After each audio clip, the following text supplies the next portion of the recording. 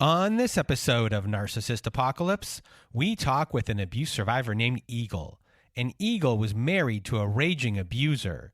It's a story of stonewalling, putdowns, plausible deniability, grandiosity, isolation, walking on eggshells, and PTSD.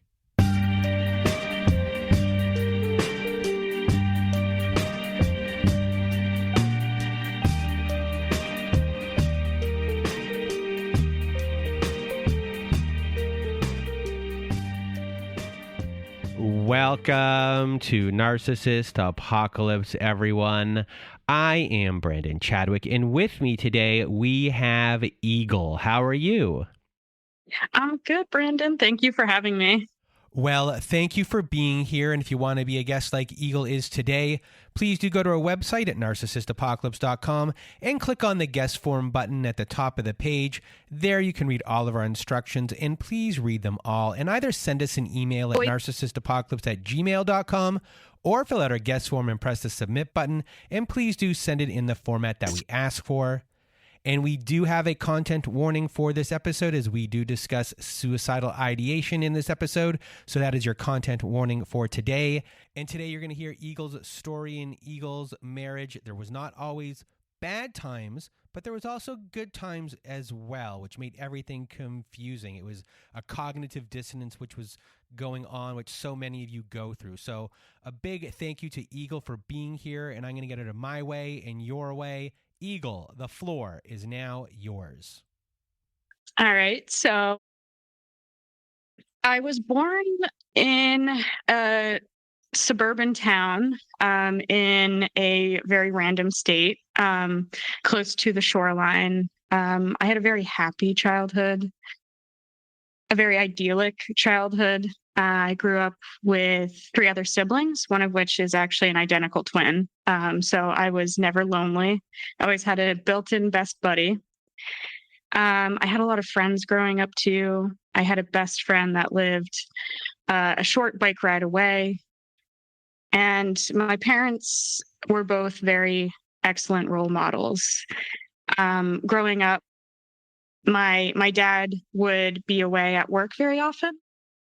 So he traveled a lot, and so he wasn't necessarily around quite as much as my mom, of course, but he would make an effort to come to every soccer game, every event, every school event. My mom was very involved. She always felt like a safe place. I could always go to her with any sort of issues, and I knew she might judge me and she might have a few things to say about it, but she was always a safe person to go to and always felt like a best friend. So I think I had a pretty Disney type of view on relationships. I know you've talked about that before on the podcast. Not necessarily out of any sort of malice, but I think I just grew up seeing 2 people who were deeply in love, and I never saw my parents fight. I never saw my grandparents fight. Actually, I don't think I ever saw my aunts and uncles fight either. And I mean, I could definitely tell when they were a little bit peeved with each other. But it was never a screaming match. They never raised their voice, and they would always come back and talk about things.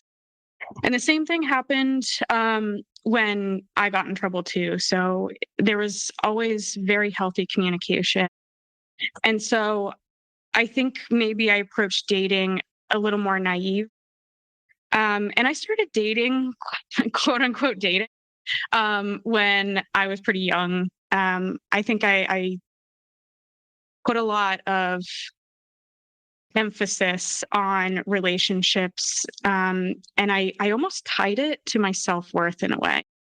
I was always very secure with who I was as a person.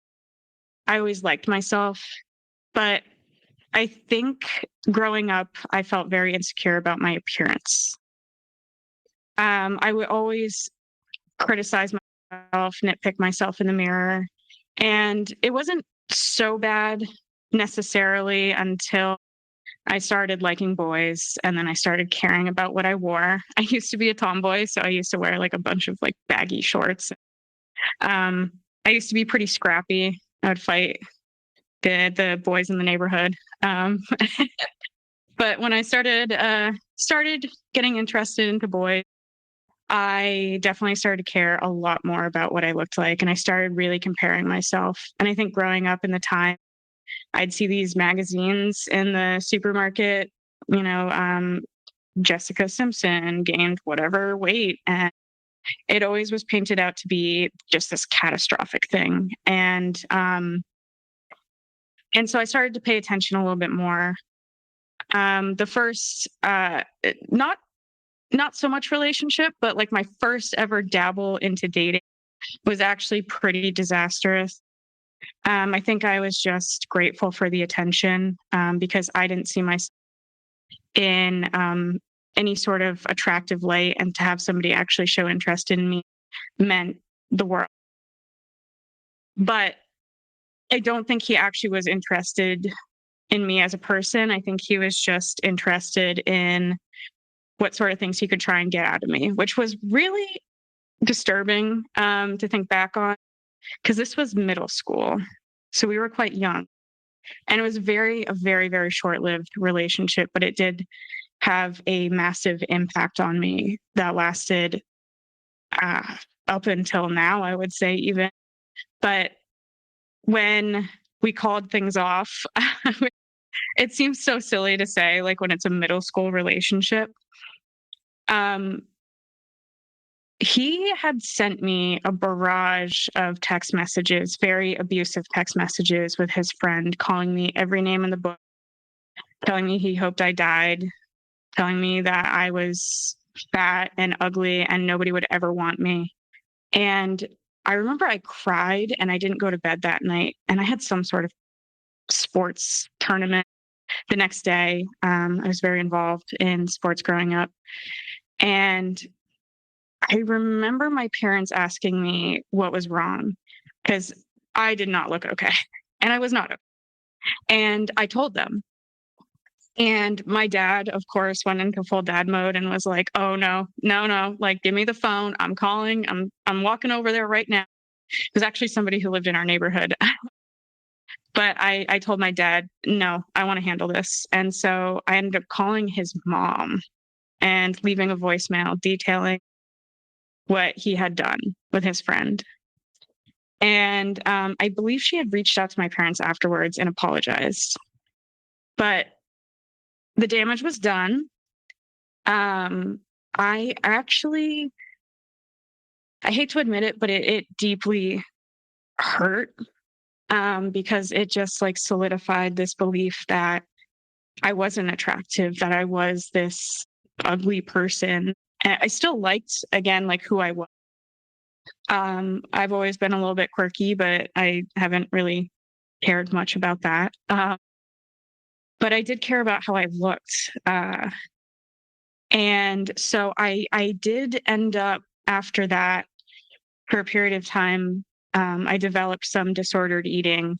So I wasn't really eating much, and I had lost a pretty significant amount of weight, enough that my parents noticed. And I remember my mom was like really trying to be, not too pressuring about it, but trying to get me to actually eat. Eventually, with sports, you kind of have to. So I did get out of that funk, but it did weigh on me. It still hurt. My next serious relationship lasted about 2 years, and that was in high school. So I when I was in it, I was in it, and I would fall hard and fast. And I've always been like a very caring and like empathetic person, and I pride myself on that. Even though sometimes it's a little bit of a curse, because I cry at every single commercial. I cry at those animal shelter commercials, or like donate to save the animals. But that relationship ended when he started to develop a pretty concerning pattern of jealousy and started reaching out to male friends in my life and telling them not to talk to me. And I had no problem ending that relationship. I knew that that was not okay, and I had no problem calling it off. So I think I was starting to gain a little bit of momentum, a little bit more confidence in myself, liking myself, not just as a person, but in my body, a little bit more. But it was hard. And I remember the relationship that followed that. I wasn't single for all that long. So it was actually a relationship I had going into college. It was somebody I met through the college messaging board. And we were talking kind of in similar majors. And he seemed really interesting. He was very captivating, presented super intelligent, funny. He seemed really interested, and I liked him a lot. And he kind of ditched me out of the blue for his ex, and that really stung. But when we got to college, I still pursued him. And against my better judgment, I really shouldn't have done that. When somebody says that they don't want you, they don't want you. And that was another pivotal relationship that sent me essentially into a tailspin. Um, the relationship was okay, save a few points. So he did end up cheating on me, and he was sexually coercive. So I would wake up sometimes to him trying to do things to me, and I would tell him to stop. And he told me that it was hard for him to stop, and that scared me. And I had a conversation with him, and he really was not happy with whatever answers I gave him. But the straw that broke the camel's back was my grandfather had passed away, and I was just not doing well, and I didn't want to engage in anything. I wanted to mourn, and he was not happy with that. So there was one day he was getting really aggravated with me because I was just rejecting his advances, and he told me in a pretty angry tone that if I didn't give in, he was going to break up with me. And I wish that what I did next was different. I regret it every day, but I did because I didn't want the relationship to end. And I felt so pressured and kind of beaten down in that moment that I gave in, and I cried the entire time. And he was so heartless about it. And I felt like an empty shell of a human being for a really long time afterwards. He started following me around on campus, and I did eventually have to get a no contact order through the school to get him to stop. But he would still not talk to me, but he would just show up at my work. So that was very challenging, and it ate away at me for years. And it really damaged my self-esteem, and it made me again question myself. I did still love myself, but I just felt so used, like my body wasn't my own. And so I took a long break from dating after that. So before we get into the story of the person that this story is about, your story is about, after these things have happened, as you said, your self-esteem or your self-worth isn't there. Before it was, you had, eating disorders, you didn't feel great about how you looked, but you had a belief in you and who you were. And now that's kind of gone. Are you talking to people about what's going on internally with you? Do you see a therapist at all about these issues? How do you cope with it at that time? Yeah, that's a great question. I did try to reach out, but I think the shame ate away at me. So it took me a really long time to actually tell anybody about it. And when I did, I didn't disclose the entire story. So I did say that he was trying to be sexually coercive, but I didn't tell them the piece where I gave in to that, because I was so embarrassed and so ashamed.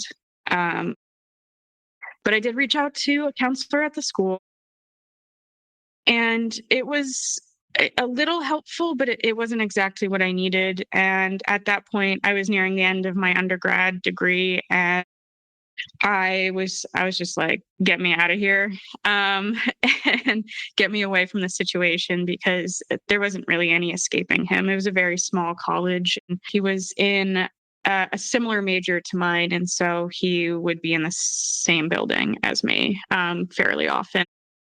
So I mostly just wanted to escape, and I knew I always wanted to go to grad school. So I had applied to one grad school, actually abroad in a different country, and I got accepted. So that gave me another boost of self-esteem. Like, yeah, all right, I got this. I have something to look forward to. I'm good enough to get into a master's program, and I was so excited about it.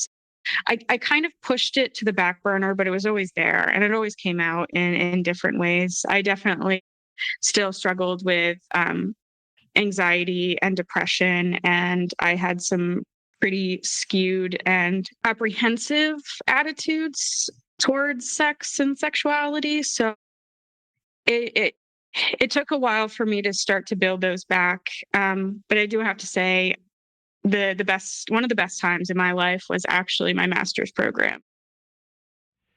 And while you were there, you end up meeting the person that this story is about. So take us through the first meeting and what happens.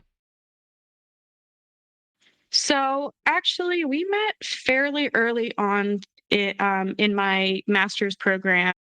So I was there for 2 years. So I was going to be there for 2 years. And I think we met maybe 4 months, 3 or 4 months into the start of my program. We actually met online.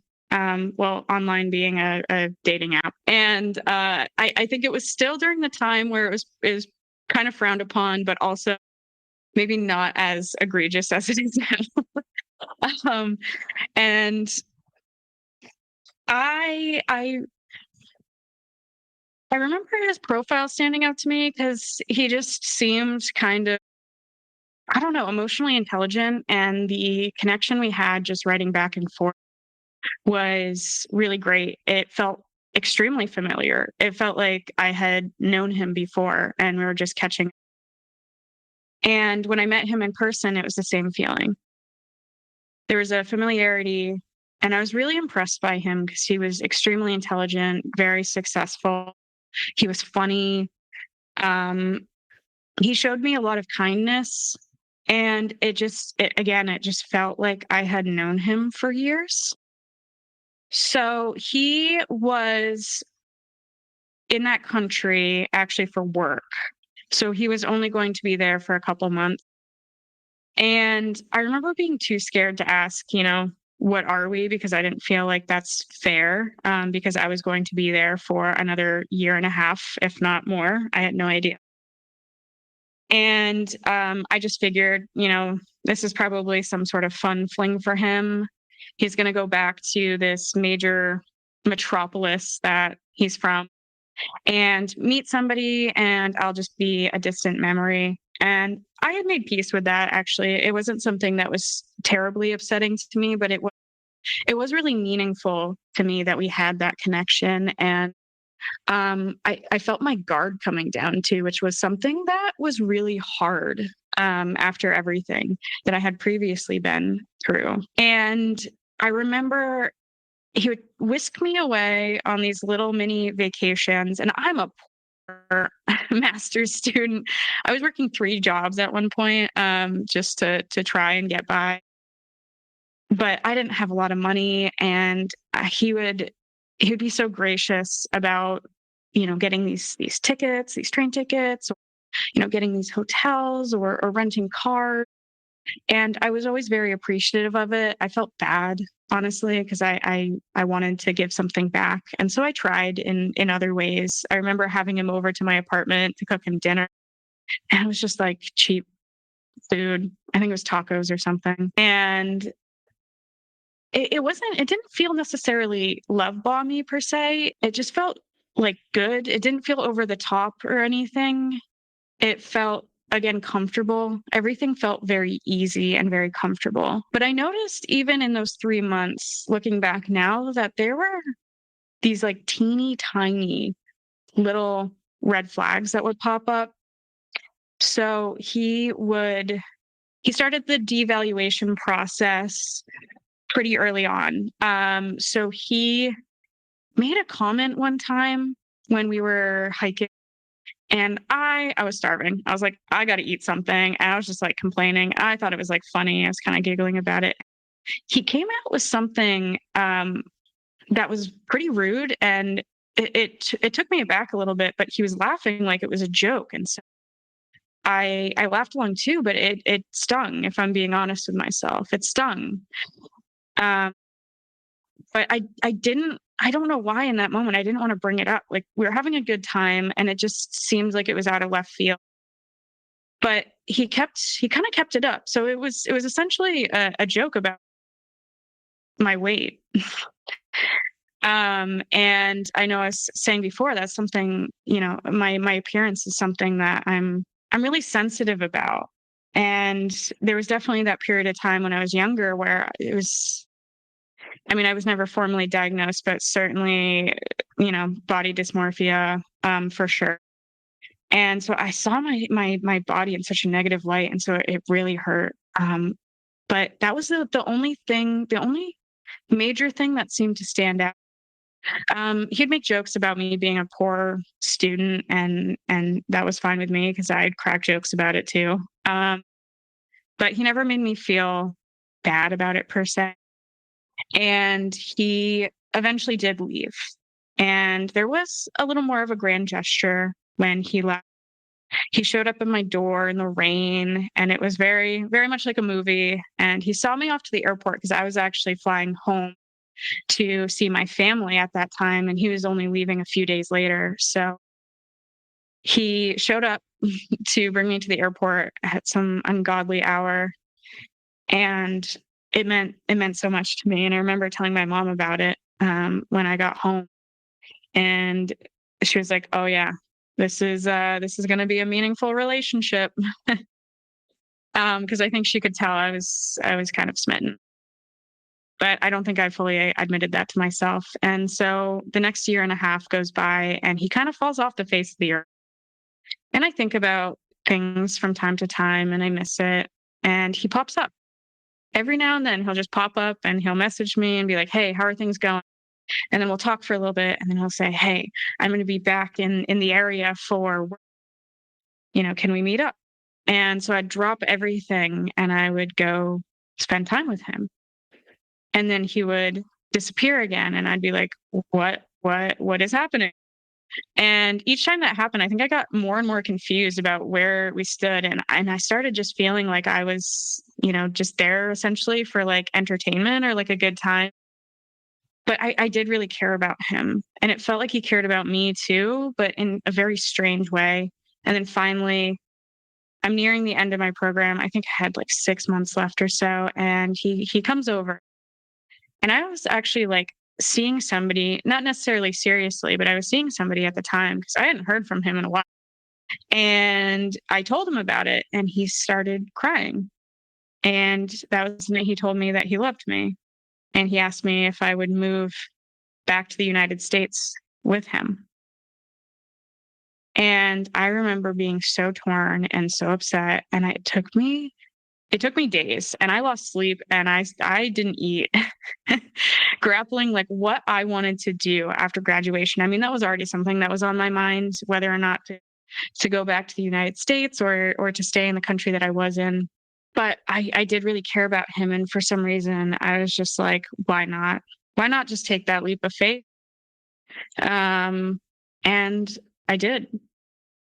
So when I finished up my program, I think it was about a month later, I traveled around for a little bit, and I moved to the city, and I moved into a little studio apartment with him and his cat. And at first it was nice. So you've now moved to be with him, and within this time, you've already experienced him popping up, disappearing, popping up, disappearing, popping up, disappearing, and you've gotten used to it. You are still there, and then the big "I love you" or "he loves you" happened. So he's been able to be real wishy-washy here and flaky, and has been able to move in and out as he pleases, keeping you on a leash of sorts.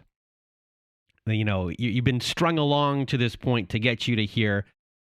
You really have no idea what's going on that side of the world, in his world at all.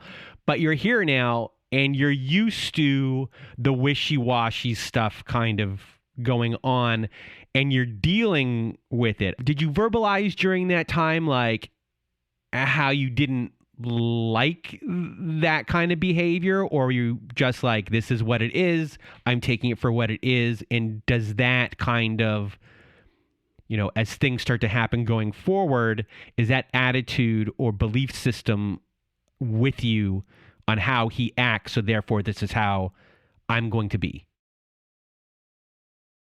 That is a great question. Actually, that is something I don't think I've truly considered before. At the time I was so busy between like work and school that it was nice to see somebody for a little bit, and then like kind of be able to take time and not necessarily like talk all the time.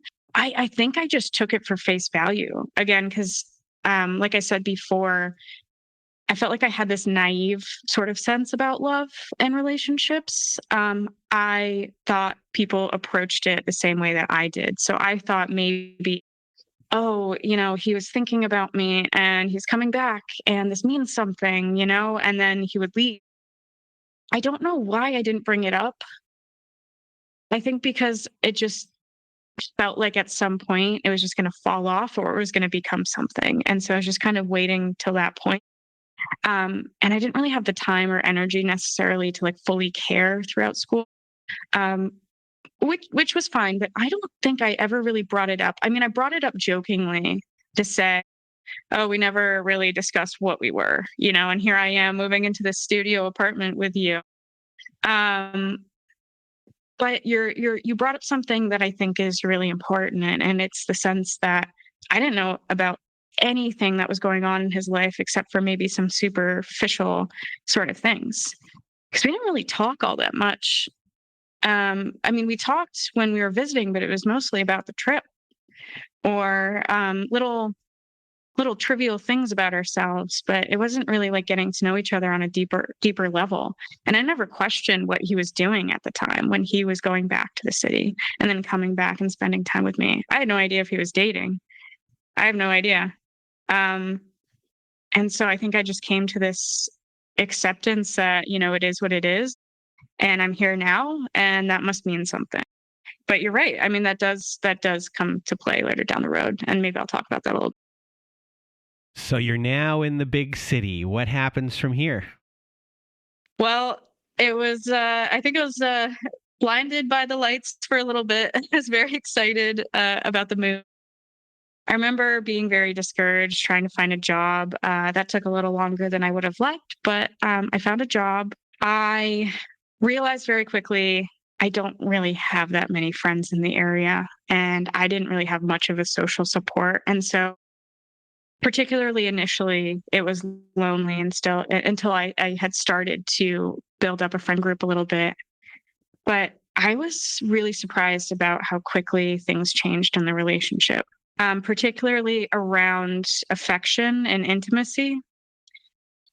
Because it had felt like we had this electric connection when we were over in this different country, and maybe that it was like romanticized or whatever. And I justified it to myself like, oh, this is real life, we're working hard and we're tired at the end of the day. But it was getting to a point where it was like 6 months would pass, and he wouldn't even hold my hand, and he wouldn't kiss me, and he wouldn't give me any compliments. He wouldn't even necessarily sit on the same side of the couch as me. And it was really starting to affect me because I was like, what is wrong with me? And I started feeling really insecure about it. And I remember bringing that up to him, and he just said basically what I had just said there, that, oh, we're busy, this is real life, things were fun, but now, we're back to the grind, and this is what things are going to look like. And so I felt like I had to accept that if I wanted to stay in the relationship. And I loved so many aspects of him, and I did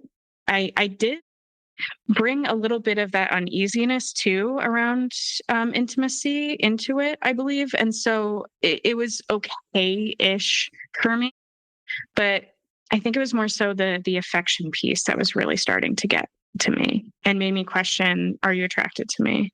Do you actually like me as a person?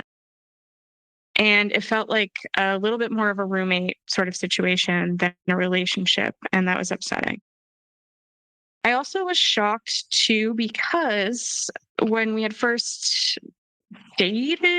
not dated, or first talking, and we were abroad, he seemed so interested in what I had to say and so interested in things about me, my hobbies, my interests, my family, my friends, my backstory.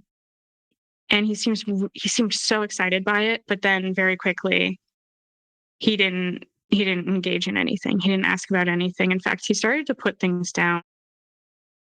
He started with little comments about my friends, little comments about my family, little comments about how his interests were more superior to mine. His music taste was superior to mine. My hobbies were silly. And he just didn't go. I remember inviting him to a lot of events, and he'd show up to a few, in fairness, in the beginning, but then he would just start making excuses.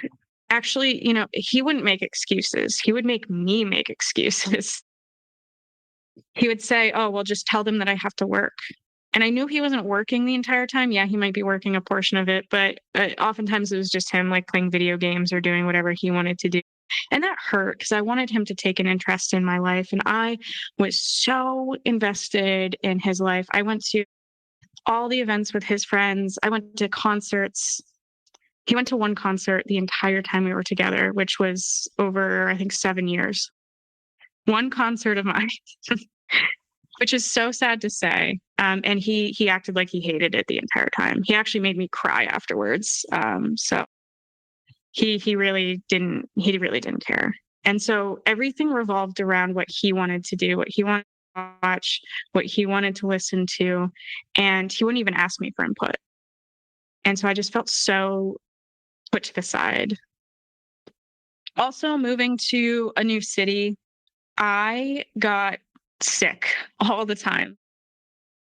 I realized this too when I had moved to the different country. I was sicker than I had ever been in my life. And it took a while for my immune system to be built up. And I started to notice that he would get annoyed when I would get sick.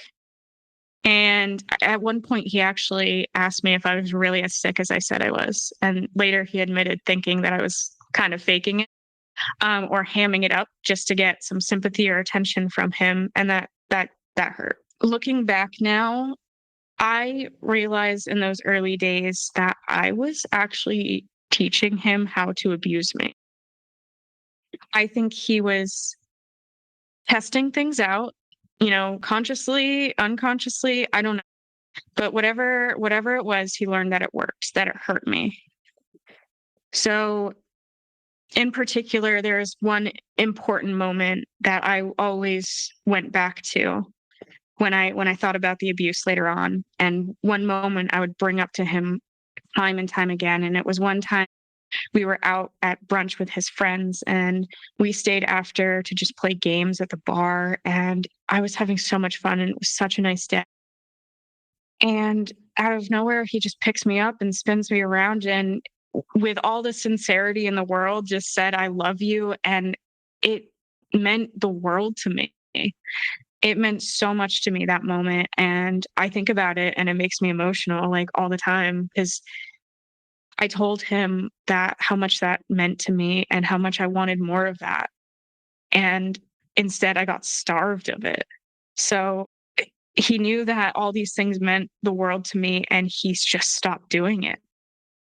Or he'd breadcrumb me. There was also some really weird things I noticed early on too, that I just thought were kind of weird quirks, but I think later down the road play into some of the bigger discoveries that I had. And one of them was actually around these other aspects of closeness or intimacy. And it's probably going to sound so weird to say, and it's kind of embarrassing to talk about. But from other survivors, other people who have been through this before, like this is something I've heard as well. And so I think it's a little important to point out. And I mean, it certainly doesn't happen in every case. It is an interesting fact, but he had very strange bathroom habits. He would spend forever in the bathroom and he'd lock the door.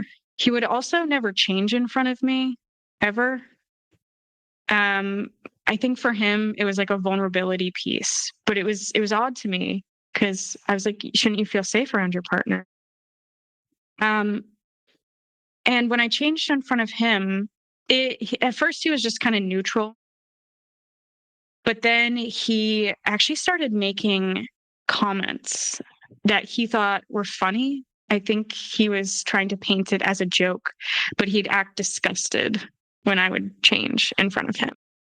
And so that started to hurt. But again, I was like, oh, well, that's just his humor, because to go back to the beginning of the relationship when he had first cracked that joke, I'm like, well, he means well. He's not doing this intentionally to hurt me, but it hurt. And then some more concerning behaviors started to come in. So it wasn't necessarily those smaller things I started to notice that I had just pointed out, but then these bigger things. So when I say I was teaching him essentially how to abuse me, the worst of the behaviors started in more innocent ways. So I remember the first time he broke something out of anger. He actually broke an ironing board over his leg because he had burnt his shirt. And he seemed so calm after he did it. And he was laughing about it. And he's like, well, we needed a new ironing board anyway. And he's so cavalier about it. And so I was like, oh, that's silly. And he was laughing. So I was laughing. And I, again, just thought it was a once off sort of thing. Like it was just a little fragment. And like, oh, well, maybe that's it. Maybe that's all it's ever going to be. But of course that got worse. And then the first time he had ever stonewalled me was actually not because of anything I had done or any perceived thing that I had done, but it was actually because of work, or he blamed it on work. I don't know that it was actually work, but he said he was very stressed out and he just didn't really talk to me for 3 days. And he was looking at me like he hated me. I can't really describe it. I know people have like tried to before, but it's almost like a switch flips. And it's just like all of a sudden, somebody who could look at you with like this warmth in their eyes just goes cold. It's like shark eyes. It's weird. And he would just look at me that way. And I was like, oh my God, like what is happening? And I was so confused. And I told him how much it hurt me. And he acted like, oh, well, it has nothing to do with you. It's just, I'm stressed out at work and this is how I have to process things. And so I had accepted it again as like, okay, maybe a once off. But I remember thinking like that time of year, next year, if we're still together, what am I going to do? Because that was awful. And another thing too was I told him that it bothered me that if we were mad, if one of us went to sleep on the couch. I don't know why that was such a big deal to me. I mean, I never saw my parents do that. And so I think maybe that was why. Like, even if I could tell that they were like maybe a little bit peeved with each other, like no one ever slept on the couch. You talked about it and you went to bed and you woke up and the next day was a new day. And you make your amends, you talk about what you need to talk about, but then you move on. But he started doing that whenever he was mad at me. He would just start sleeping on the couch. And it started off with like small things. And I remember I brought it up to him and I was like, I really didn't like it that you did that. And then he just brushed it off as, oh, well, I just got really tired. Can a man fall asleep on the couch? And that's what he'd say every time he did it. But he only did that when he was upset with me. He only ever did that when he was punishing me. So I don't think that it was just him falling asleep on the couch. And he would do other petty things too when he was mad at me. We used to like cook for each other, and he would just stop cooking for me. He wouldn't make me food in the evening time, or he wouldn't make the pot of coffee and just make a cup of coffee for himself. And I brought that up to him and I was like, why? Like, why are you doing these things to intentionally bother me or intentionally like get at me in some way? It just seemed so passive aggressive. And I believe he apologized for that one and said, oh, well, I'll do things differently. And I just accepted that for what it was. So with all these things, I think I was accepting them for what they were because he had an excuse for everything. Everything had a level of plausible deniability to it. And so if I ever confronted him about it, he had some sort of retort, or he could say, oh, well, I was never doing that to hurt you, or I was only doing that because, it's my way of getting stressed out. And it was the same too when he started making comments about my appearance or my makeup and clothes that I wore. He used to ask me, oh, why do you get so dressed up when we go out? It's unnecessary. And his comments when I would still get dressed up, because I love that. I love getting dressed up. I love makeup. I just find it so fun. But he would always have some sort of mean comment about what I was wearing. And he told me too that he thought red lipstick was the most appalling thing someone could wear. And I love red lipstick. And so I remember starting to look at my makeup drawer and just putting the red lipstick away. I still have several tubes of red lipstick that I've had since before that relationship because I never wore it. And so I started doing my makeup differently. I started dressing differently. And I had all these like wonderful clothes that I was so excited to wear that I just set aside and disappeared into the back of my closet because I knew if I put it on, he was going to say something. And then one of the worst things with the plausible deniability was the way in which it isolated me too. So not only was it isolating me from parts of myself, it was isolating me from people around me. So he used to do this thing, like I had said, where he would make me make excuses for why he couldn't go to things. And then he would quiz me when I came home. Oh, what did you say to them? And it felt like he was interrogating me. So if I didn't say, yes, I told them that you had to work a lot, he would get mad. And if I didn't try and sell it, if he got a whiff that people thought he was avoiding them, oh my God, he would get upset and he'd be like, he'd be angry with me over it. And I thought that was so bizarre. I was like, people don't necessarily care all that much. If you don't want to go to something, it's fine. But he used to make me make excuses so it didn't look bad. And then he started making comments about my friends and my family, like really terrible comments.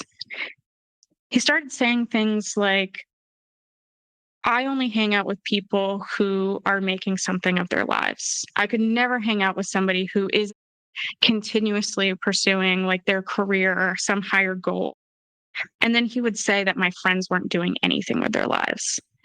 He would make me feel like people didn't really care about me. But then also, he used to do this thing that actually my friends would point out to me where I would go out and meet them for something. And then he would plan something for after that. So if I went out to brunch with them, he was saying, I'm making dinner tonight. And my God, if I did not show up at whatever time dinner was at the dot, he would berate me for the rest of the evening and then not talk to me. And so I started to develop this like deep anxiety about going anywhere. I would be so anxious about what he might ask me when I came home or how he might treat me when I got home, that it was so much easier to just stay in because I didn't have to face that.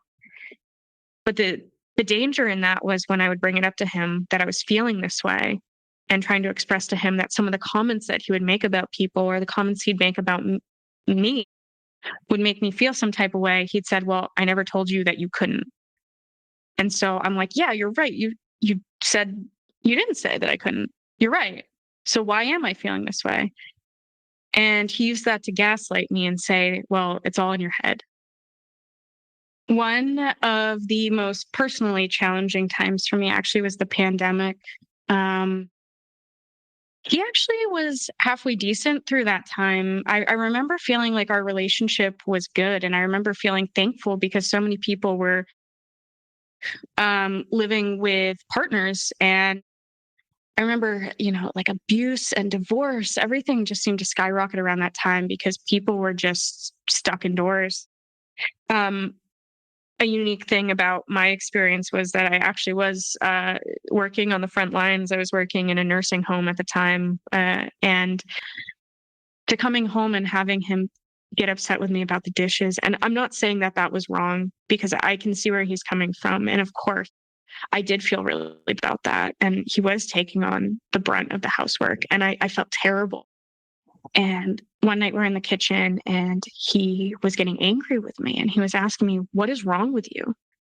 And I just started crying and bawling. And I said, I want to die. I don't want to be here anymore.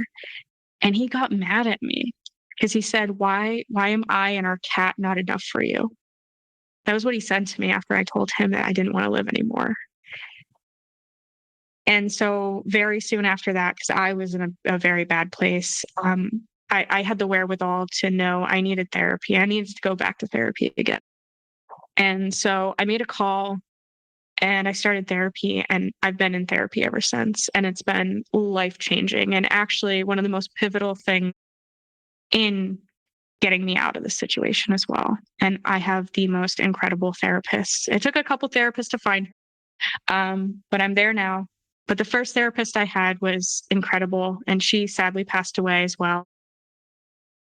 And so I made it through. I started on medication and I started to feel okay again. I could function, and I changed jobs eventually after the peak of the pandemic, and we started talking about moving out of the city.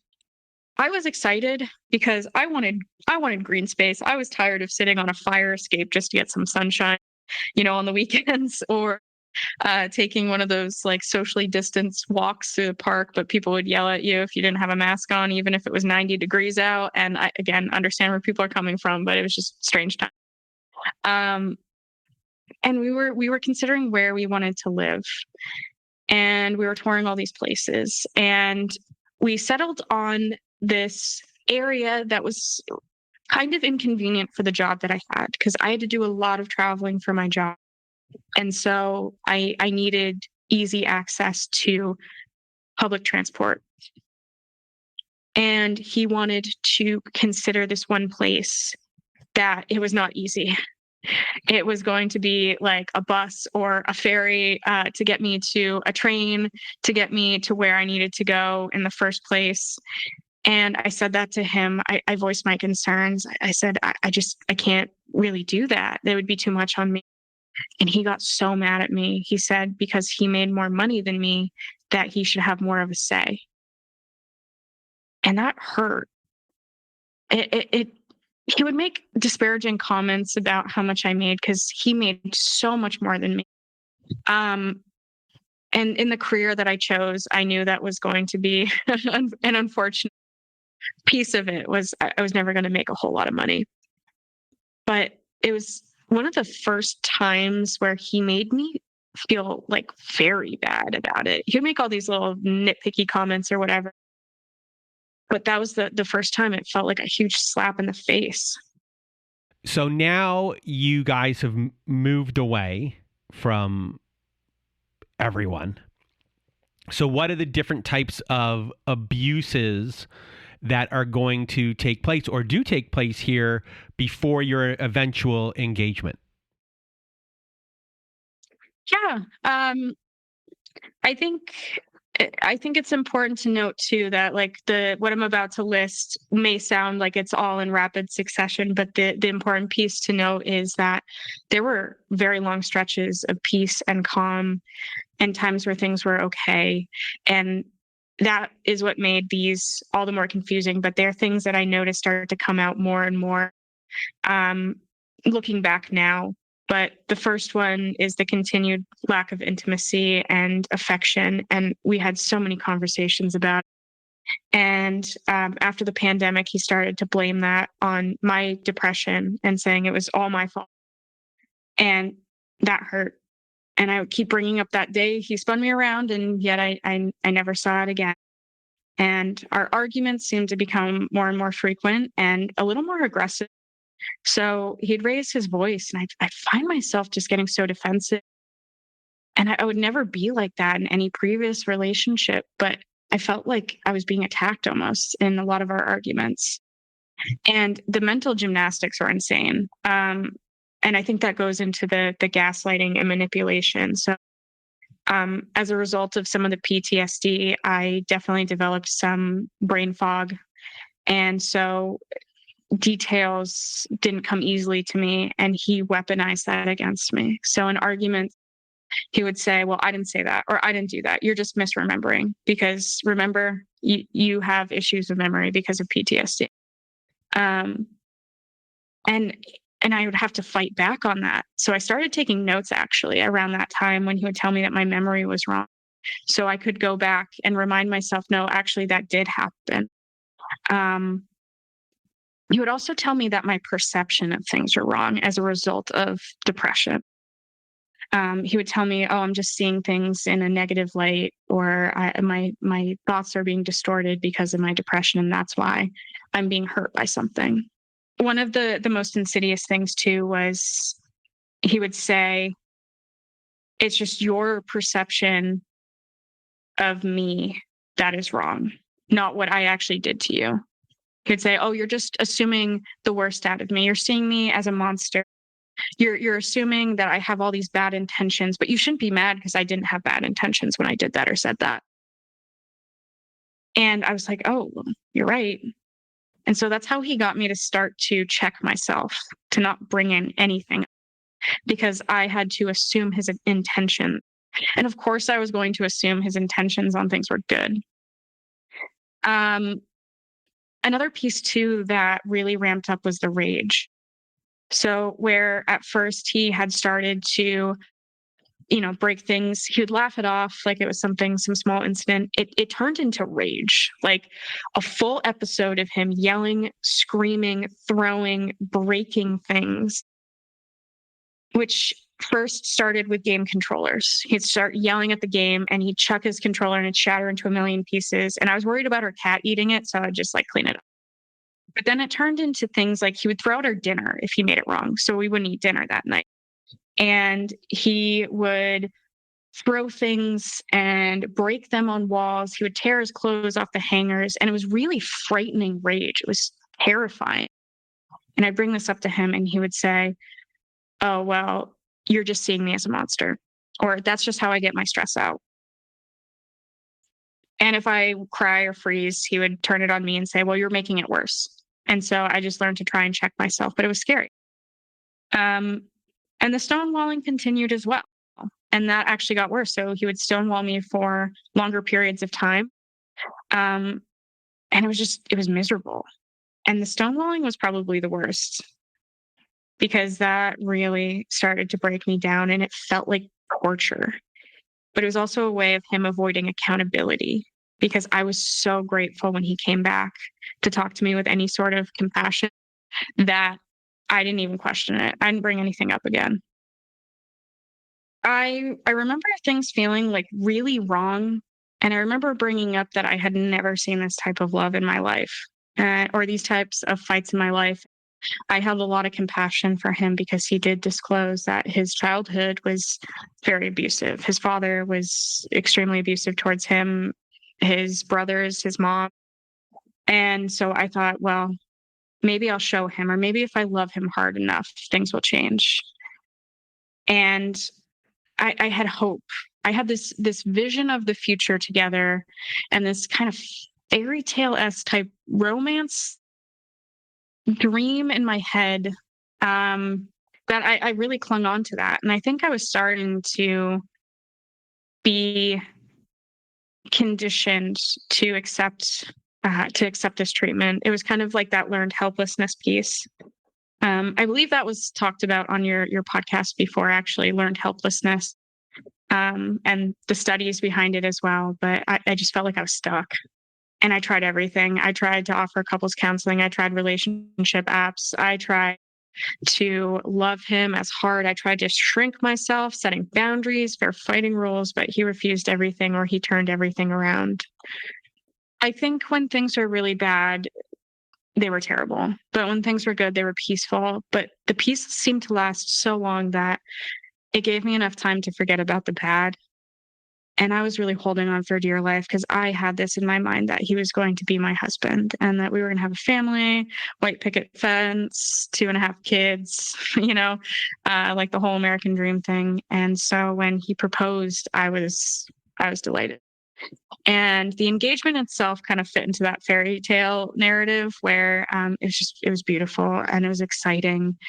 And I was just riding this high. And I thought, maybe with this commitment, okay, things can be different. Like, things will change. He'll learn to stop these behaviors. My engagement high only lasted a short period of time, because shortly after that, I found out my dad was diagnosed with stage 4 prostate cancer. So this high of highs was met with this low of lows, and I had never felt more dependent on somebody to help me get through. And to his credit too, he was comforting for the most part. But it didn't really last long, and things just kind of went back to their old ways shortly thereafter. We had our engagement party around the time of my birthday, which was about a little over a month since we had gotten engaged. And I remember I dressed up. I was so excited because it was going to be all my friends. I had just gotten engaged. It's my birthday. It's, everything should be happy. And I walked out, and the first thing he said is, "Why are you wearing that?" It was my birthday. It was our engagement party. And he's saying that to me, and I just started crying. And he basically made it feel like I was being too sensitive. So the rage was again ramping up, and the periods of time between episodes of good and bad seemed to shorten as soon as we got engaged. And I was really baffled by that, because it was the opposite of what I thought was going to happen. And I thought it was something to do with me. Like, I was starting to feel so beaten down as a person, and like bad about myself, which I had never felt bad about myself as a person. I was starting to feel bad about myself. Maybe in previous relationships I had gotten close, but no one was able to break my spirit quite like this.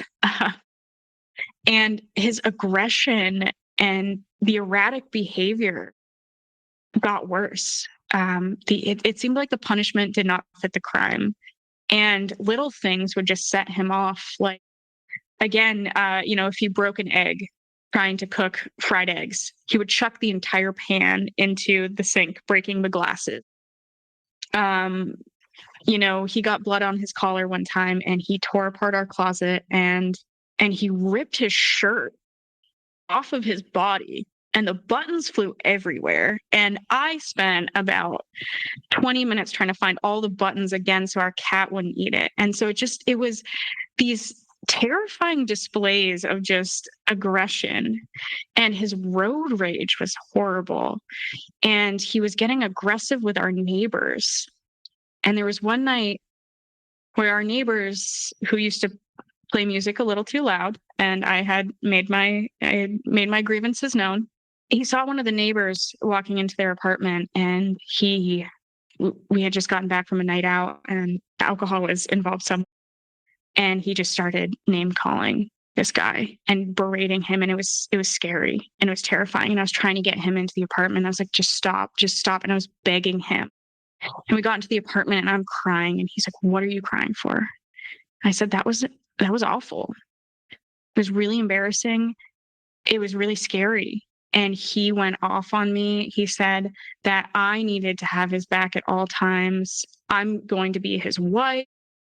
And that night, his eyes were like black almost when he's yelling at me. And I'm in bed crying, just telling him to please just leave me alone. And he throws a pillow at me and I cry harder. I'm like, you just threw something at me. He told me to grow up, that it's just a pillow. But that was the first time he'd ever chucked something like directly at me in my direction. And it was really scary. It was really, really scary. And his behavior also became more controlling too. So it wasn't just the aggression, it was also the controlling. So he, at one point, forbade me to wear headphones around the house when I was cleaning. He'd be sitting there playing video games. And if he wanted to talk to me, he wanted easy access to talking to me. So he told me, you can't wear headphones in the house. I still tried to sneak one headphone in, but he would still get really mad at me if I did that.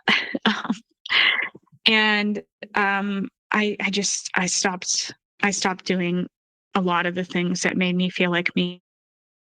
I felt so starved for closeness that I would just do anything. I would shrink myself to just get an ounce of approval, an ounce of affection, a moment of peace.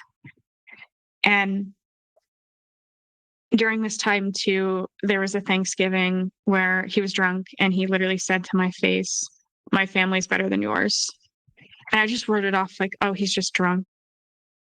But I never forgot that because he thought it was funny. He was laughing almost. And he started to tell me that I act stupider around my family and that my family's childish.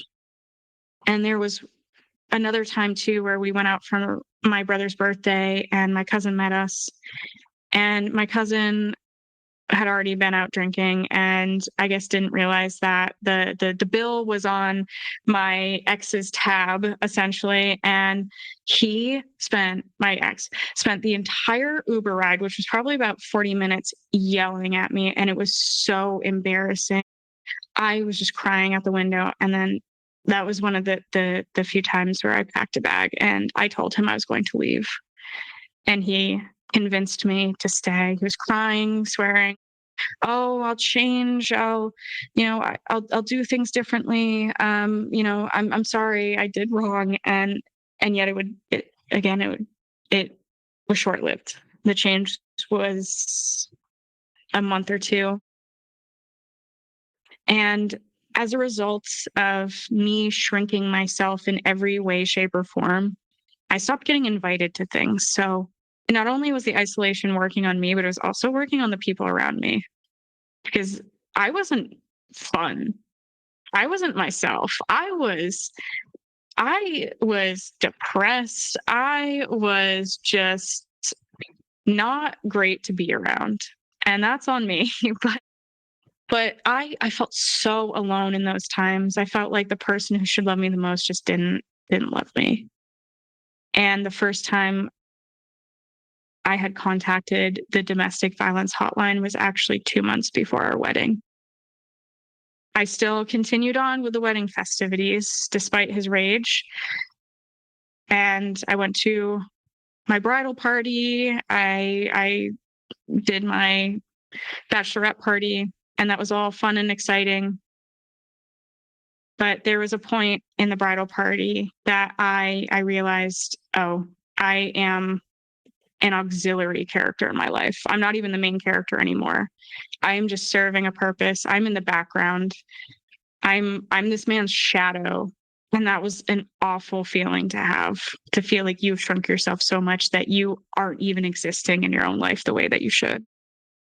I think after contacting the domestic violence hotline, I was at that point where I knew that I was so small and I was so broken down.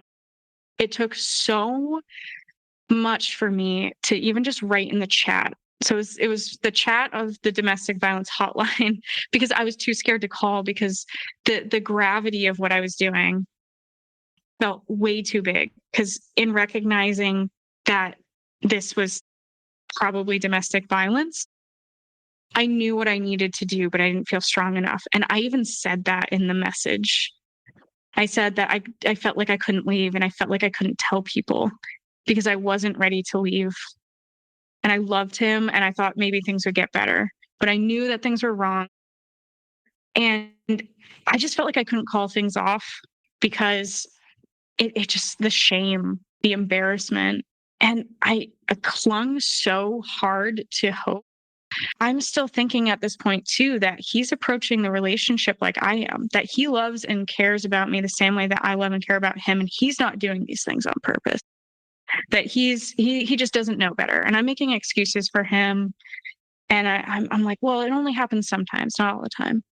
And so we get to our wedding day, and actually the night before our wedding, I cried. And all I wanted was comfort from him, and he denied that of me, and he told me I was being ridiculous and crazy, and it only made me cry harder.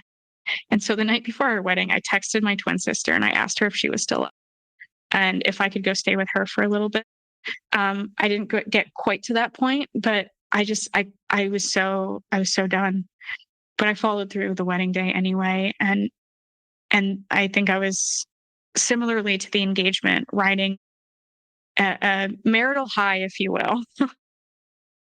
I think once we were married, he saw it like, oh, it's done. She's locked in. There's no out of this type thing, because things got so much worse. And rightfully so. There was some anger because I'm not the perfect victim, for sure. And I remember you had talked about that in one episode, and that meant a lot to me as well, because I think what keeps people stuck is the way in which that their abusers make them feel like they're the problem, or that they did something wrong and so they're deserving of this behavior. And there was something actually that my mom said to me that made me see that differently, but I'll get to that. So during our honeymoon, this was probably one of the first instances of reactive abuse on my part, because I was so broken down, and I never behaved like this. And so I was surprised that this response came out of me. And I remember it felt like almost empowering, because it felt like I was standing up for myself. It was I think it was the last night of our honeymoon, actually. We got into this huge fight because I had expressed to him that I felt a little bit rejected, because he was always talking about wanting to go out and sit at bars and talk to other people. I was like, we're on our honeymoon. And so I was kind of hopeful that you'd want to sit and talk to me. But he was seeking out other people almost. And I expressed that to him, and I wasn't trying to make it some sort of big deal. I was just trying to say that's how I felt. And he basically told me that was insane. Actually, I think he said that to my face, that it was insane, that I felt that way, and that it was stupid, and that he doesn't need to say sorry or take any sort of accountability whatsoever. And he had done that so much to that point, where so often he would not take accountability for ways in which he hurt me and then find some sort of way to put it back on me. That this moment, I was like, on our honeymoon of all things, I'm trying to come to my husband and say, this is how I feel. Again, it's not a big deal. I wasn't crying about it. I wasn't making a big deal about it. I was just saying it. And I wanted it to be acknowledged and be like, oh, well, I'm sorry I made you feel that way. Great. No, completely gaslit, and things started to escalate. Alcohol, of course, was involved, and I got angry, and I raised my voice, and I didn't like who I became that night. And I was yelling at him, and I was telling him, you do this to me all the time. All the time. It's like, why can't you just say sorry once? I'm yelling at him. And then of course, I feel terrible afterwards, and I'm apologizing, and I'm like, I'm really sorry. I should not have yelled at you. And then, of course, he took that moment to make me feel like it was all my fault again. That I ruined our honeymoon, that everything's my fault, that I'm insane, that I'm psychotic. And I felt terrible. I genuinely did feel like I ruined our honeymoon. And I felt like I was some sort of crazy person almost coming off of that. It was bizarre. And again, my twin, bless her heart, had to hear me cry on the phone in the airport to her about it all. And she handled things in probably the best possible way, because she saw what was happening. but she was never going to push me one way or another. But she was trying to hold up a mirror and say, Eagle, it's not what you're saying it is. You're not being crazy. And that meant a lot to me, because my twin is the first person to call anyone out. She'll call me out, and she always has. But then there was another piece as well. So I was already broken down after that, and just so small, so incredibly small. But not only that, but I found out my dad, his cancer had gotten worse, that it had now morphed into small cell cancer and was attacking his liver. And there was no direct treatment per se, but he was going to start on clinical trial, which was 2 hours away from where my parents were living at the time. And bless my mom, she's a very, very brave lady, and the bravest woman I know, but the only thing I think that intimidates her is driving. So she was pretty uncomfortable with the idea of having to drive down every single week and spend hours in a city from this like small idyllic town, to drive back during rush hour. And I felt terrible. And that was a huge blow. And I had to make some really hard decisions in my life too, and decide what I wanted to do with work, because I just couldn't keep up with it if I wanted to be back to health. So I made the decision to pursue my clinical license. So I'm now an LCSW, which makes this story all the more difficult to tell, because I feel like I should have known, but I've learned that is not my shame to carry. And Brandon, you have also sent me a very loving note reminding me of that, and it does mean a lot. But I started studying hard for this clinical exam, and I'm juggling just this crumbling marriage, my dad dying, and I'm trying to get a job that I can be flexible with to deal with all these different aspects of my life. And it was impossible. It was so hard, but I did it. I passed, and I was so incredibly proud of myself. And he had taken me out that night for dinner, my ex, and it was such a fun night. And then all of a sudden we were talking about our family, like our families, and he started opening up a little bit about his dad, which he never does. And so I'm trying to be gentle about it, but like ask questions. And all of a sudden his eyes just go dark, and he says, "Oh, 2 hours in and you're already trying to therapize me."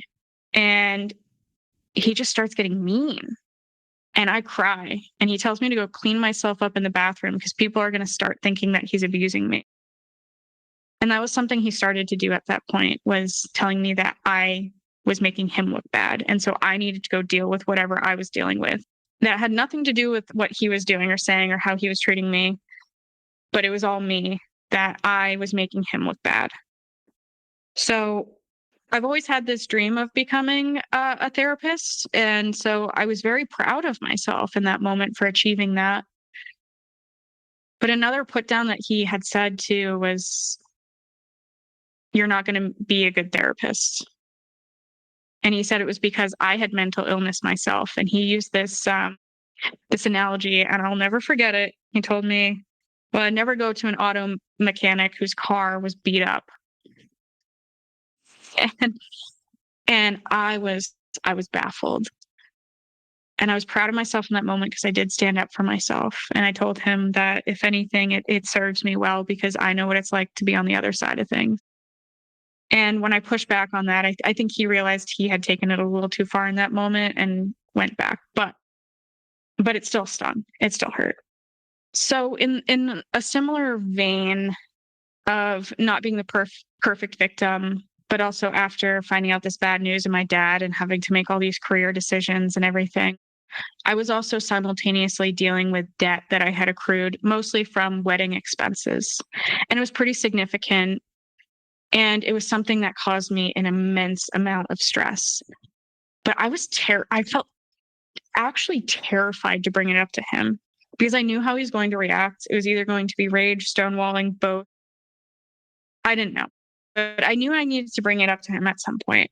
And at one point, he had directly asked me about it. And so I was honest about the fact that, yeah, I had accrued some significant debt. And oh my goodness, that was the biggest episode of just abuse I had received probably to date. And he told me that I deserved it.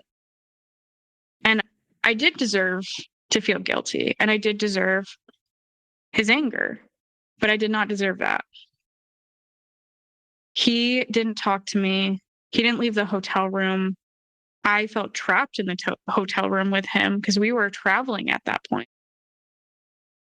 And I was crying, and he was just being like Jekyll and Hyde. So when we leave the hotel, he would be nice. And we only really left once the entire time we were there. And then when we got home, he said, "You thought that I was going to be nice to you." It's like, I can put it on. And he berated me for I don't know how long. And I cried myself to sleep. And that was the second time I reached out to the domestic violence hotline, because I was like, I don't know what to do. And then the next day, I have never felt worse in my entire life. And I told him, I was packing a bag in the hotel room, and we were in a different city. And it was really scary. And I had no way of getting home. Like, he was my ride. I mean, I could have probably taken a train or something. I could have figured something out, but I felt trapped. Like, I felt like I was stuck there with him, and I needed to get out. And I started looking at my depression medications, my pill bottles. And I started getting these very intrusive thoughts about, what if I just took him? Because I can't do this anymore. I'm so tired of this. I just can't live feeling like this and doing this. And I knew that at that point I needed to go to the hospital. And I was going to walk myself to the hospital. And so I packed a bag, and he rolled over, and he got mad at me. And he told me that if I was to go to the hospital, all the doctors would laugh at me because there was no reason for me to go. I didn't go to the hospital, and I should have. And we drove back, and I told him, I don't know how many times on the drive back, I need to go to the hospital. And we got back to our home. We got back to our home city, and I said, "Please just drive me straight to the hospital." I didn't have the will in me to do it myself at that point. As we spent the entire car ride just him stonewalling me or just saying mean things, and I just didn't want to live anymore. And he said, "I'm not taking you to the hospital because if I do, the staff are going to call the police on me because they're going to think I'm abusive. They're going to think I'm abusing you." I didn't want that. I knew that wasn't true to some degree, but I was just, I can't even describe how broken I felt in that moment. That I felt like I couldn't do anything. For I don't know how many days after, I stopped eating. I couldn't care for myself. I just laid in bed, and I found it impossible to function. And he, all the while, was still being horrible towards me. He hid my medication. He hid all the knives. And it almost was like he was taking delight in having this control over me in the moment. And I've never felt worse than when I had to literally ask my husband, "Can I have my meds?" And him to be like, "Fine." And I was taking a bath because that was my happy place. I liked my bath time. And he stormed into the bathroom, not even knocking, and just took out any electronics in the bathroom. And it was humiliating. And I would just ask him for a hug because I felt like I needed it, and he wouldn't. Eventually, he had convinced me to cut up my credit card, and I knew that I was starting to go down into a dangerous road with this man. I was very lucky, though, that I kept my own personal bank account. But he told me that I was this terrible, horrible person, and I already felt enough guilt over everything because I should have told him sooner, right after we had gotten married. But I was also embarrassed and thought I could handle things. And I went home and I told my parents everything. And my mom was very concerned. Now, when I say I told them everything, I told them everything that I had done, but I had only divulged a small part of the things that he had done over the relationship and how things were really bad. Because I knew if I said everything, they would tell me I needed to leave. And my mom was very concerned, and she said this one thing to me, and this changed my perspective. And I think that it was the greatest advice I was ever given. And it's so true. And she said, I could get obliterated drunk with my friend over cheeseburgers and crash my car into a telephone pole. And yeah, your father would be mad, but he would never in a million years treat me that way. And I was like, oh my God, you are right. I could just never see my dad acting that way. And it took a while for me to adopt that, to feel like I didn't deserve that treatment. When I had gone home and told my parents all, I'd also told my therapist everything too. And I had divulged a little bit more to her about the situation. And she was quite helpful, in one, challenging me, but two, also pointing out that some of this stuff is not great. And I know that you're supposed to go about it very gently as a therapist. And I think she was pushing, and I was not ready to hear it. And so she went about it in a very delicate way to try and preserve the therapeutic relationship. And it's probably what I needed at that time. But I went back. I went back to our marriage and just decided to accept whatever came next. Now, between the trip with the whole conversation around the debt and then our honeymoon, he's saying that I ruined every single trip we ever went on. And he said that he wanted to go to this concert in Texas. And he was very apprehensive about bringing me because he said he knew I was going to ruin it somehow. And that was really hurtful for me because I really enjoyed the travel that we had. And I didn't want to just sit at home while he was like going off and traveling places. I remember I felt like so pathetic because I would just beg him for the bare minimum. I'd beg him to let me to go on these trips with him. I'd beg for him to hug me. But he planned this trip to Texas, and things are going great until one night I was very tired and I said I didn't want to go out, and he wanted to go out. And so I started to see the shift, and he sat in a chair on his phone and his eyes had that dead shark look in them and he wasn't talking. And I had put my pajamas on and I'm in bed and I start feeling this immense anxiety. And I start saying, oh, well, I'm fine. I'll put on, I'll just change really quick. And he said, no, the night's ruined. And I don't know how he did this. It's those mental gymnastics. I can't even remember the exact way, but he flipped it on me. And he told me that I was the one who ruined the trip. Even though he was mad at me because I said I was tired and I didn't want to go out. It was pretty late. It wasn't like it was 5 o'clock at night. And even if it was, if you want to go out, go out. And so at this point in our marriage, stonewalling is lasting weeks, several weeks at a time. The gaslighting is getting worse. And he's telling me constantly that I'm the problem, that I never want to fix the problem.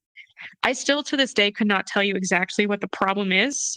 He used the quote, the problem, all the time, but it changed in every single situation. So the goalposts were constantly moving. And when I would ask him, like, what do you mean the problem is in this scenario? Because I don't know anymore. He would tell me that, like, see, you're the problem because you're not even listening to me. You don't even know what the problem is. And I'm like, you're right. I don't know what it is, but I don't know that that's my problem. And his rage and devaluation got worse. There was one night where I had slept in a locked room, because he was frightening me and he was slamming on the door. He told me he was miserable every second of our marriage. And I remember I would go home to my parents more and more frequently, also because my dad was sick. I'd go back for to take my dad to some of his treatments. And even then there wasn't even kindness. He made me cry the time I flew back from my dad's first chemo. I was home for a little bit and I came back around my 30th birthday, and he made me cry on my 30th birthday because he was angry about, I don't know that I quite remember, but he was getting angry at me over decorations. He told me I was decorating too much for my own birthday. We were having at our apartment, and I did everything. I planned the party. I made the food. I decorated. And I was so excited because it's my 30th birthday party. You know, it's huge. And he was being such a sourpuss about it, you know? And that Christmas too, he had also given me a book on narcissism, which this was a very unfortunate story. So on Christmas, of course, you're very excited and you want to get gifts that are meaningful to people. And I remember, I'm not the most astounding gift giver, but I try really hard. And so we had agreed, okay, this Christmas we'll open up a little present on Christmas Eve. And we'd pick out one gift to give each other on Christmas Eve. And I gave him mine and I was really excited for him to open it. I can't even remember what it was, but I do remember it was something small, something with some thought behind it. And then he hands mine and he's smiling at me. And I open it up and it's that stupid book on narcissism. And my face just fell. Like he wanted to watch me open that. He wanted to see my confusion. He wanted to see my hurt as I opened that. And I asked him why he got that for me. And he said verbatim, because I like to tell everybody that he's a narcissist. I had never once used that term when describing him. And jokes on him because that book was also very useful. But that was one of the times where I was like, you are diabolical. Like you wanted to watch me hurt. You wanted to sit there and watch me open this so you knew how much you hurt me and you were smiling while you did it. So things normalize for a while. And as you told me, then you bought a house. You start to think that provides safety and commitment. But then things really start to go downhill for you.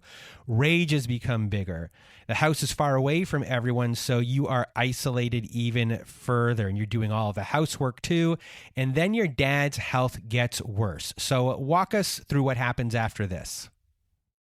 My dad's health is getting worse. And I got this call one day from my mom saying that he was starting the dying process. So he had been admitted into hospice. He was receiving hospice care at home, but something in her told her that it was the beginning of the end. And so I literally dropped everything and emailed my work, and I drove as fast as I could back home. And it was a terrible time, but it was also oddly, I don't know how to explain this, but a beautiful time because I saw so much love from my family and my friends, and I saw the love that my family, my siblings, their spouses and partners had for them, and how much my dad loved us all. He wrote us a note, and it was traumatic, but it meant the world to me to be there to help him through the process. And it meant a lot to me that my ex was there. And then I started to notice this really odd thing. I mean, he did a lot of nice things for my family, but he started treating it like it was the in-law Olympics. Like, he was doing the most and he needed to be acknowledged for that. And he was constantly bringing it up. It was bizarre. And that wasn't new for him, too. It was like this constant need for respect or acknowledgement for anything that he did, any sort of contribution, no matter how big or small. And I just told him, please stop. Like, I was exhausted and there was no. I spent some time at home for a while helping my mom and planning the funeral and everything. And then I got home back to real life and just feeling even more broken than I had ever been before. And my husband at the time gave me the one nugget of hope that I've always wanted. Because I've known that I've always wanted to have kids. And I had been asking about it since we had gotten married, and he didn't seem very interested in it. But when I had gotten home, he almost immediately said, let's have a kid. And I was clinging on to that because it meant so much to me. But then things got so bad. There was a lot in that moment, in those moments, those last 2 weeks in my marriage, where a lot was put into perspective for me. And I think it was a combination of things, because at that time I was still keeping track of the gaslighting behavior. And I had started taking pictures of myself crying because I would use euphoric recall to minimize some of those behaviors and not remember how painful they were. And I was so broken. And I still, for some reason, forged ahead with the idea of having a child because, again, it was my dream. And I thought so naively, okay, if we have a child, he'll grow up, he'll step into this. And he told me that he was so inspired by my dad's funeral and how much he meant to the people around him that he wanted that. He wanted a family like that too. And I was so touched. I was incredibly touched. But when I started to actually do the work, I was doing it alone. And I was having health issues. I have some issues with my heart.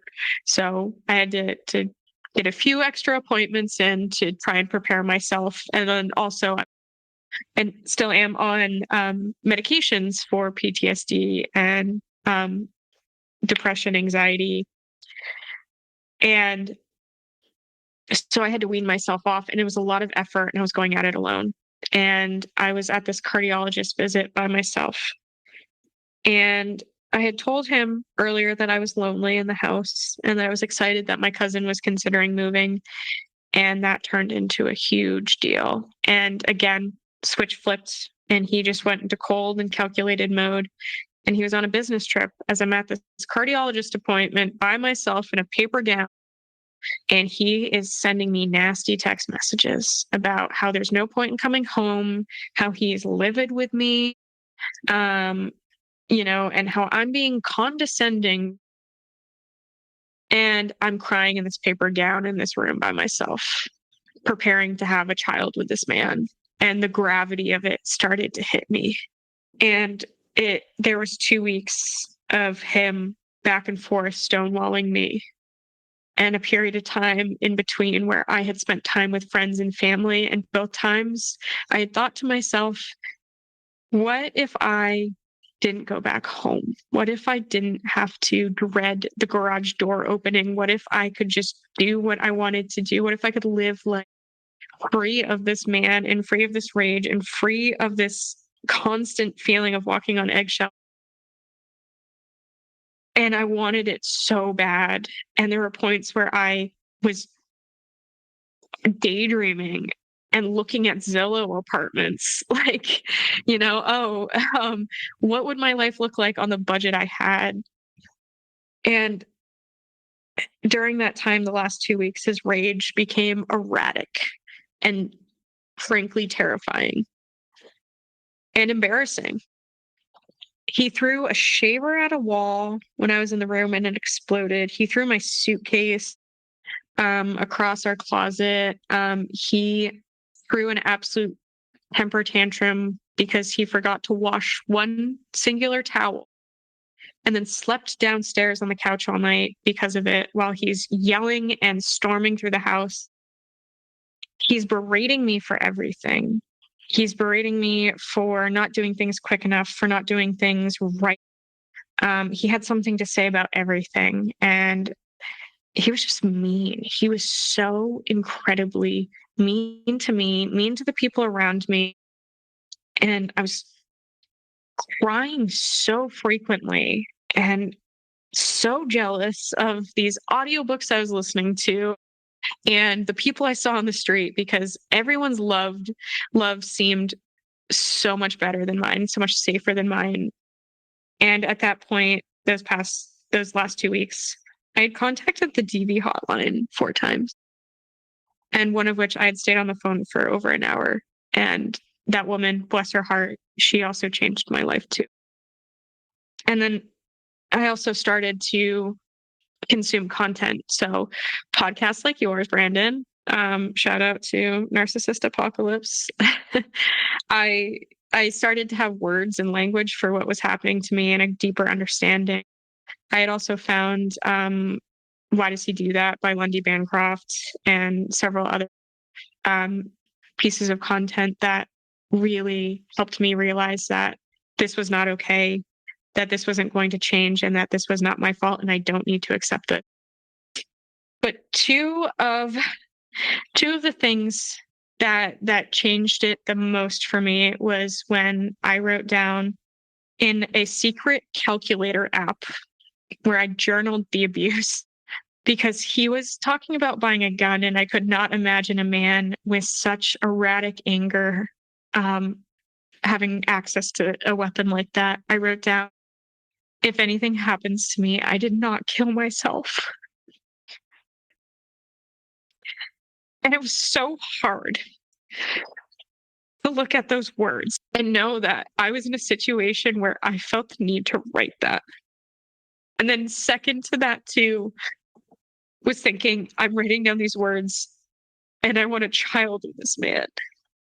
What would a kid think? Like, what would a kid be exposed to? What would my child, how would they be treated? And I could not fathom. It was too painful to think about a kid having a dad like that. And I had to give up on my dream of starting a family right then and there. And so the day before I left, I was crying in the bathroom by myself. And, I don't know exactly what I believe spiritually. For whatever it's worth, I decided to kind of pray to my dad and ask, okay, I don't know what to do. I don't know that I have the strength to leave, but I don't know that I have the strength to go or to stay either. And the next day, I woke up with a resolve that I have never had before in my life. And for some reason, these little nitpicky things that he did throughout the day led me to a point where I was like, I'm done. I'm absolutely done. And they probably seemed so small in hindsight. But I walked out into the front lawn of that stupidly large house, sat down, cried on the phone with my mom, and came up with a plan to leave that day. So my plan was a little unique because things worked out in a very serendipitous way. I had already been planning on going to my home state for a trail race, actually, with several of my friends and my sister and her partner. And I was so excited about it. And I was talking to my mom on the grass, and I told her I wanted to pack a bag and leave right then. And she, ever the voice of reason, and I know that it killed her to do this because she did not want me to stay as much as I didn't want to stay. She told me to be safe about it and to maybe coordinate it with my plan to go up to this race. And so I spent the rest of the week writing an 8-page letter to my ex. And I was consuming content like crazy. Like I said before, every single day, every single moment, I was listening to something to harden my resolve because I knew this was going to break me completely. And I did not want to back out of this decision again. I started hiding important items. I was very lucky because I did have the code to the safe. And so I was able to get my important documents out, and I hid them all in my office because I knew he didn't go into the office. And so anything of importance immediately went in there. And I started telling friends and family about what had really happened. So I had people to hold me accountable. And I was surprised at how people weren't necessarily shocked. But nevertheless, like, everyone was so incredibly supportive. And I was really lucky too, because I had maintained my own bank account. So I still had some money there. And I started hiding things in like random places around the house to make it less obvious. I was very cunning, I have to say. I'm like really proud of myself. So like I would put things in suitcases and put the suitcases back where they were. And then I filled up my laundry basket with like random items. So if he looked at the closet and looked sparse, he could say, oh, well, it's because the laundry basket's full. And I backed my car up as far as it would go against the garage door. So it wasn't easy to open up the back of the car to see what was in it. And I started first with items that might be more reasonable for my trip back to my home state. And so finally the day came, and I didn't know if I had it in me to leave, but my entire family, my friends were all cheering me on. And my mom was terrified the entire day. She was like nonstop texting me, and she's like, just let me know. And I thought he was going to go into the office that day because he usually did, but he didn't. So he was home, and I'm sneaking down the back staircase, packing up the car. I run into a shoe rack, and I thought I was going to have a heart attack. Like, I was trying to be as quiet as possible, packing up this car. And then finally I finished my work day, because I'm doing this all between work too.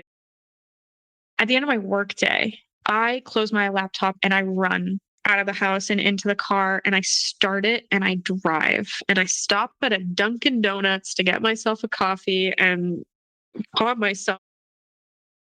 And I sent him the 8-page letter. It was incredibly hard to look back at the house and give up on that future, that fake future I had created in my mind, the future I was never going to have, but the future I wanted. I also had to say bye to our cat, which that was really hard because I loved that cat so much, but it was his first. And so I had to say bye and make peace with the fact that I probably would never see her again. And that was awful. But when he got the 8-page letter that I had sent him, he didn't even say sorry. The first thing he texted me was, "This has nothing to do with you." And that made me mad. But then he proceeded to try and text and call and like bombard me to get me to turn the car around and come back and talk about things.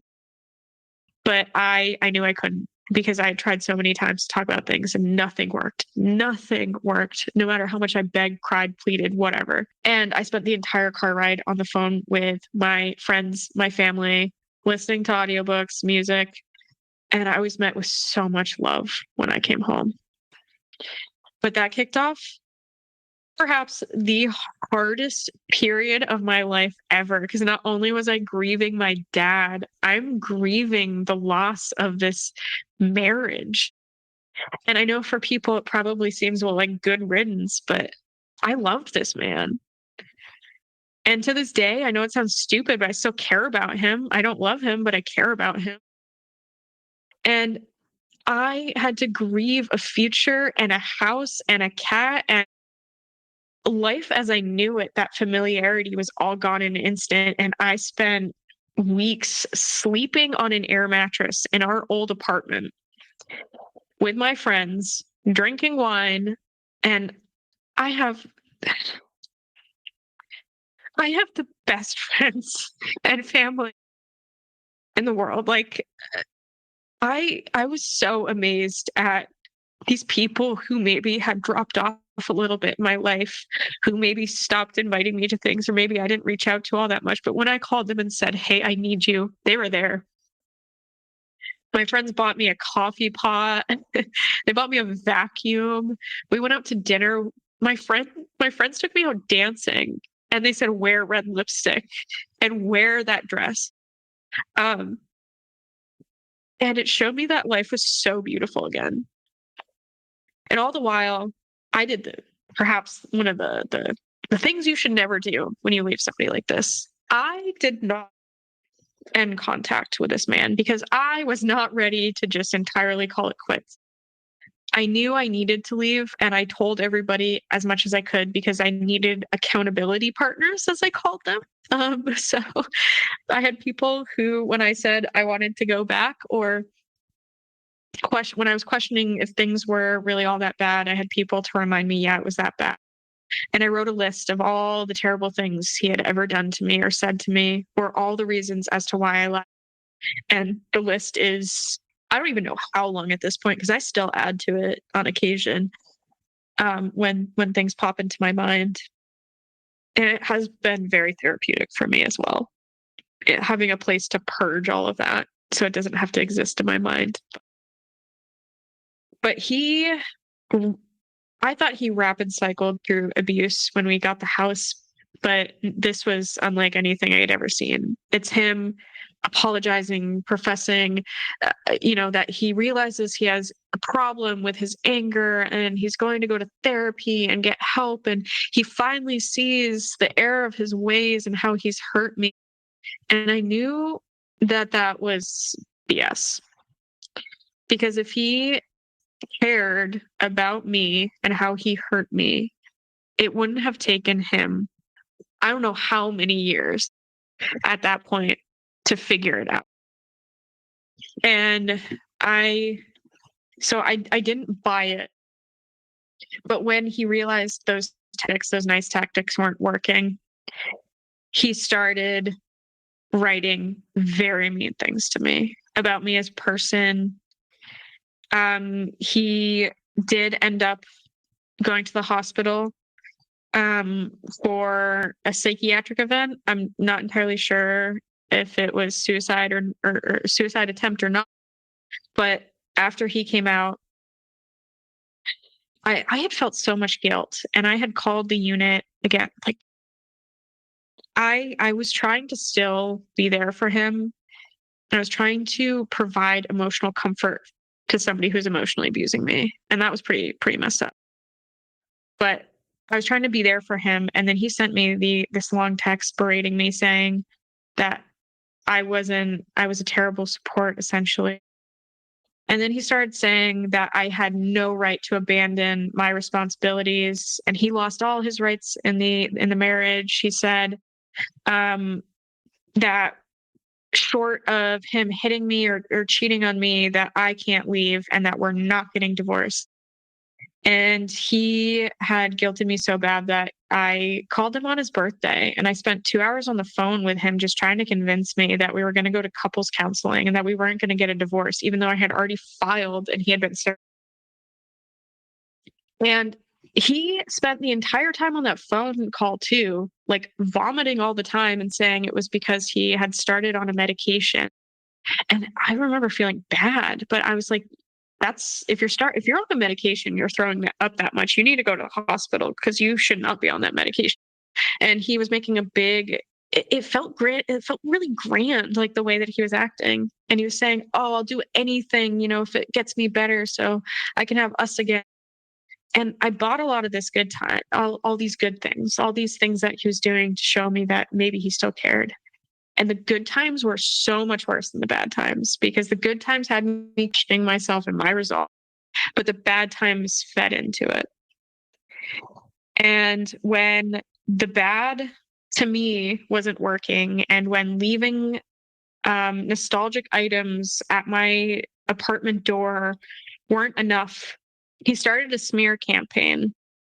So he started posting online these really terrible things about me, and accusing me of all these things. And he would take a grain of maybe truth and distort it into this just wild accusation. And that was really hard to watch because, again, I'm going through my own things and I'm trying to go about this as amicably as possible. And he's just absolutely losing it and messaging me just abuse on every platform he can reach me on when I block him. I'm talking like creating a different phone number, email, sending me messages through Amazon gift cards and Venmo. And I don't know if you know the running app, Strava. I didn't realize like you could message people on that, but oh my God. Yeah, he messaged me on Strava. He sent messages to my dad's phone, my dead father's phone, for my mom to find at the 6-month anniversary of my dad's passing. And that was messed up. But through all of this, I learned like you have to endure. And there's going to be points where you don't think you can. And you're going to feel like life is just dragging you by your belt loop and you're holding on for dear life. But there's going to come a time when things are a little bit brighter. I had to learn that sometimes you have to cut off your own arm to save the rest of your body. And I had always felt this intuition that things weren't exactly how they seem in the relationship. And through all of his actions, he had proved that correct. But one of the most eye-opening things too was the financial discovery that I received. And I thought I was going to feel furious, but I felt oddly relief and pity at first, because what I found in there was a history of gambling.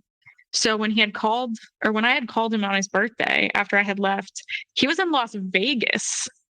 He wasn't at home, like not eating and like throwing up like I had thought he was, or how he painted him out to be. He was in Las Vegas spending just an insane amount of money at like nightclubs and bars and stuff. But then there was also all these porn charges, like all these OnlyFans charges. And I remember the first time I saw that, my heart sank. And I was like, I knew it. But one of the most painful things too was also I found strip clubs. And I found them at times when I was out of town. So one of which was a few days before my 30th birthday. Another was when he was berating me while I was at the cardiologist and he didn't fly home that night. And another one was when I was up in my home state for Father's Day. It was my dad's last Father's Day ever. And he knew that my dad was probably not going to make it another year. And he told me that he couldn't go because of work. And he spent that at a strip club. And I thought I was going to feel a lot angrier than I did. And yeah, I felt a flash of anger, but I felt pity because I was like, how pathetic. Like what a sad little life where you can't love somebody so wholly and completely that you do this kind of stuff. And I feel proud that I loved as deeply as I did. And yeah, I've made my mistakes and I'm not the perfect person. And I have accepted that and I have made peace with that. But I'll never for a moment, doubt that I did love him immensely. And how has your healing process been? It's been really up and down, but I have to say therapy is life-changing. My therapist, again, she's incredible. She saw stuff. She's seen me through the entire process, essentially. And And we've really been unpacking a lot of things. And I told her recently that it felt like I had to deprogram myself almost. And she pointed out all these things to me, that I was still thinking in the ways that I was when I was in the relationship, that I was still thinking that I was this small, terrible person, that I was still thinking I was still thinking and acting like I was stuck. But I started to live again, little by little. And at first it was in small ways, small little rebellions, like I said, like red lipstick, listening to the music I want. I was dancing around my apartment. But then big things, like I went to my first rave, which I was so excited about. One of my friends, who actually, it was my friend who stayed with me when I first left, brought me out to my first ever rave. My sister brought me to a trail race in the French Alps, which was pretty crazy. And that was a lot of fun. I got a cat. I started seeing people I love a lot more often and talking to people a lot more often. And very recently, I ran my first ever half marathon. And so that was pretty exciting. And one thing that I was most surprised about, too, was that I thought that this was going to ruin my views on love forever. But I think my parents saved that, because I knew that there was love out there that wasn't like this, that there is somebody out there that could love me in the way that I deserve to be loved. And I'm glad I didn't shut my heart off, because I have connected with somebody I knew actually prior to this whole situation, like the divorce and everything. And he has shown me nothing but kindness, and he's just a beautiful soul, and has made me believe that love can be gentle and kind and understanding again. So I am really grateful for that. And if you had any words of wisdom for everyone, what would they be? I would say the biggest thing that I missed out on was I saw things in pieces, and I didn't see things as patterns. So don't see occurrences as one-off things. Start to look for the patterns. Are they getting worse? Are they getting better? When you air your grievances, do things change, or do they go right back to where they go? Abuse isn't black and white. It's in abstracts. It's not like a black eye. It's all these little things that add up to this moment where you do feel like an auxiliary character in your own life, in your own story. And don't allow yourself to minimize the bad times just because there's good, because the good is part of the abuse as well. And I guess lastly too, no matter who you are, no matter what you've done, you don't deserve to be abused. And my mom's words will always ring true, that she could crash her car into a telephone pole, and my dad wouldn't treat her that way. You still deserve to be loved. Well, Eagle, you're done. How are you feeling? I feel unburdened. I feel this podcast has been so healing, and it's surreal to be able to tell my story. And I'm so thankful that you have a podcast like this, because for everyone who's ever said, I hope this helps one person, I hope you know that you have, because it helped me.